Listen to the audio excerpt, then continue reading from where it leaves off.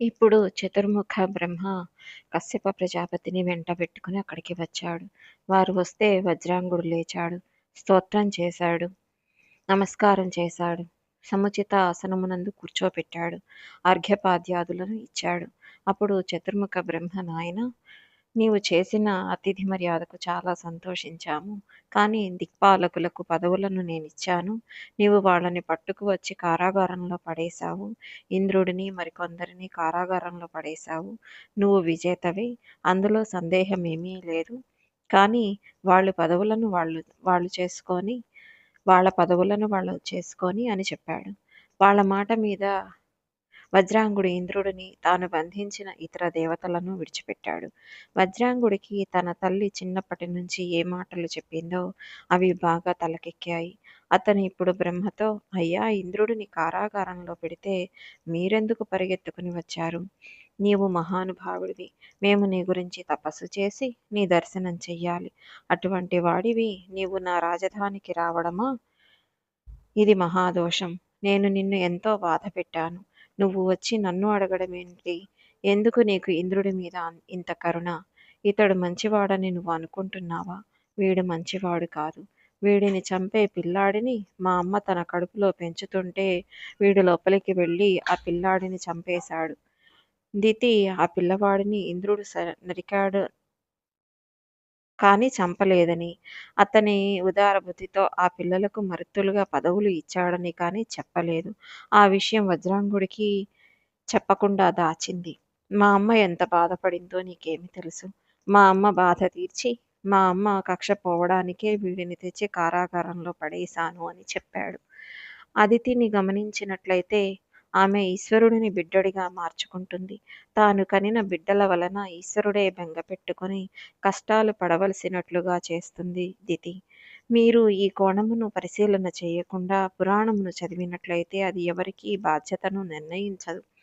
అది మనం ఏ ప్రవర్తనను నేర్చుకోవాలో, ఏ కర్తవ్యనిష్ట మనకి కావాలో నేర్పదు. ఇవాళ పిల్లలకు మనం నేర్పేస్తున్నాం. పిల్లలను పోటీ పరీక్షలకు తయారు చేస్తున్నాం.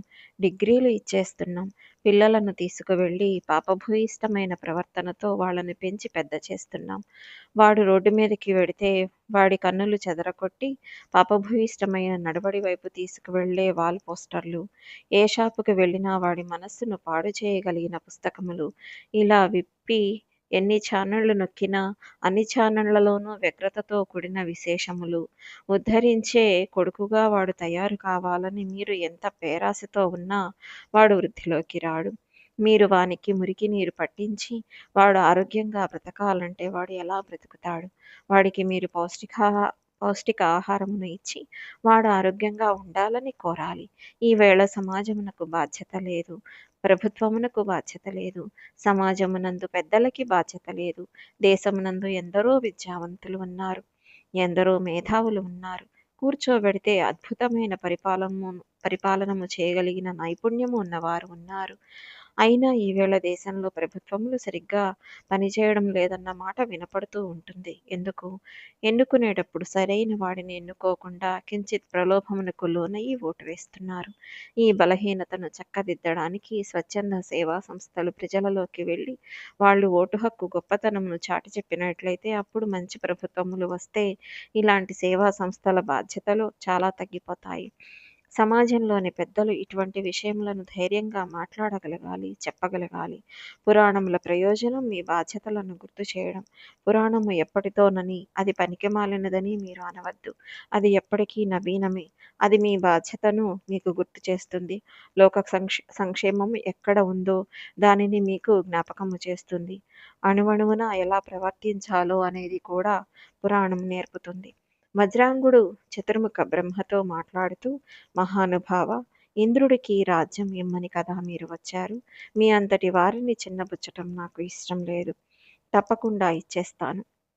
మా అమ్మ చిత్తశాంతికి నేను ఇంద్రుడిని తెచ్చి కారాగారంలో పెడితే తనకు మనశ్శాంతి అని చెప్పడం వలన నేను ఇంద్రుడిని తెచ్చి కారాగారంలో పెట్టాను తప్ప నాకు ఆ రాజ్యం మీద కోరిక లేదు. నాకు ఆ ధనములు పొందాలన్న కోరిక లేదు. కానీ ఇక్కడ సిగ్గుపడవలసిన విషయం ఒకటి ఉంది. ఇది అడగడానికి మీరు మా తండ్రితో కలిసి ఇక్కడకు వచ్చి యాచించడమా? ఇది నాకు ఎంత సిగ్గైన విషయం. నేను తప్పు చేస్తే దిద్దవలసిన వాళ్ళు మీరు దిద్దడం కాకుండా శాసించకుండా నన్ను యాచించారా? మీ చేత యాచింపబడినానన్న కీర్తి నాకు వద్దు. అది అపకీర్తి. అలా నేనెప్పుడూ పొందకూడదు. నాకీ రాజ్యం మీద కానీ, నాకీ ధనం మీద కానీ ఆశ లేదు. మీరు చతుర్ముఖ బ్రహ్మ. మీకు నా మనస్సు తెలుసు. నా మనస్సు నమ్మండి. నన్ను నమ్మండి. ఇప్పుడే విడిచిపెట్టేస్తున్నాను అన్నాడు. ఇక్కడ మీరొకటి గమనించాలి. వజ్రాంగుడి యందు ఉన్న నడవడి కశ్యప ప్రజాపతి తేజస్సు చేత ఇక్కడ కొంతవరకు ప్రకాశిస్తోంది. ఆ ఉపాధి యందు కశ్యప ప్రజాపతి లక్షణములు కొన్ని ప్రకాశించాయి. కానీ దితి వాటిని నొక్కేసింది. నొక్కేసి రాక్షస భావనలనే ప్రేరేపింపచేసింది. వజ్రాంగుడు చతుర్ముఖ బ్రహ్మతో ఇంకా ఇలా అన్నాడు. మహానుభావ, అనుకోకుండా ఈవేళ నా కోసం ఇలా వచ్చావు. నేను నిన్ను ఒకటి ప్రార్థన చేస్తున్నాను. నాకు భార్య కావాలని నేను కోరుకోవడం లేదు. హారములు కావాలని నేను కోరుకోవడం లేదు. నాకు రత్న విభూషణములు కావాలని నేను నిన్ను అడగను. నాకు వాహనములు కావాలని నేను నిన్ను అడగను. నాకు రాజ్యం కావాలని కూడా నేను నిన్ను అడగను. నీవు ఎవరికైనా ఇవ్వవలసిందని చెబితే నా రాజ్యం కూడా విడిచిపెట్టేస్తాను. నాకీ భోగములు అక్కర్లేదు. నాకీ వైభవములు అక్కర్లేదు. నీవు చతుర్ముఖ బ్రహ్మవి. 4 ముఖములతో 4 వేదములు చెప్తావు కనుక అసలు మనశ్శాంతికి ఏది కారణమో, ఏది నిజమైన తత్వమో, ఏది తెలుసుకోవాలో అది నాకు ఒకసారి దయచేసి బోధ చేయవలసింది, ఉపదేశం చేయవలసింది అని అడిగాడు. అసలు ఇలా అడిగేవాడు అక్కడ ఉంటాడని చతుర్ముఖ బ్రహ్మ అనుకోలేదు. ఇటువంటి కోరిక కోరేసరికి ఆయన పొంగిపోయాడు. దితి కడుపున ఇన్నాళ్లకు ఇలా అడిగేవాడు ఒకడు పుట్టాడని కశ్యప ప్రజాపతి ఆ రోజున పొంగిపోయి ఉంటాడు. దితి కడుపున అప్పుడు బ్రహ్మ, నాయనా, నీవు ఎల్లప్పుడూ సత్వగుణమును పట్టుకుని ఉండు. ఈశ్వరుని నమ్మి ఉండు. నీకు ఏ ఇబ్బంది ఉండదు. అప్పుడు నీవు సంసారంలో ఉన్నా కష్టం ఉండదు. నీవు భగవంతుని మీద మనసు పెట్టేసుకున్నాక నీకు భార్య ఉన్నా, పిల్లలు ఉన్నా నీకేమీ బాధ ఉండదు. నీవెప్పుడు చిత్తశాంతితో ఉంటావు. కాబట్టి నేనే నీకు ఒక భార్యను ఇస్తున్నాను. ఆమె పేరు వరాంగి. నేను సృష్టించి ఇస్తున్నాను, తీసుకో అని దగ్గరుండి చతుర్ముఖ బ్రహ్మ పౌరోహిత్యం చేసి వజ్రాంగుడికి వరాంగికి పెళ్లి చేశారు. ఇప్పుడు వరాంగి సాక్షాత్తు చతుర్ముఖ బ్రహ్మ చేత సృష్టింపబడిన పిల్ల. వజ్రాంగుడు ఇంత స్థితిలో ఉన్నాడు. చతుర్ముఖ బ్రహ్మ చేత సృష్టింపబడిన పిల్ల పక్కన చేరింది. కాబట్టి వాళ్ళ కడుపున ఎవరు పుట్టాలి? మరొక మార్కండేయుడు పుట్టాలి. ఇంకొక నారదుడు పుట్టాలి. మరొక సనకసనందనాదులు పుట్టాలి. అలా అని మనందరం అనుకుంటాము. ఇప్పుడు వజ్రాంగుడు తన భార్యతో కలిసి నిరంతరం ధర్మాచరణం చేస్తున్నాడు. నిరంతరము ఈశ్వరుని సేవ చేస్తున్నాడు. నిరంతరము భగవంతుని నమ్మి ప్రవర్తిస్తున్నాడు.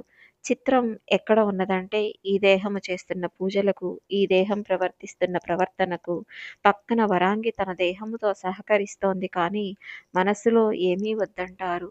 ఏదో భగవంతుడు అంటారేమిటి?